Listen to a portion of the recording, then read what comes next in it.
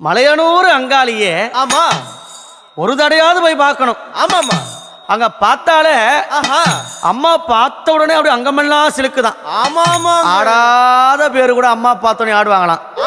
அப்படி இருக்கும்போது மலையனூர் போகணுங்க அத்தாளனா பார்க்கணுங்க, மலையனூர் போகணுங்க அத்தாளனா பார்க்கணுங்க.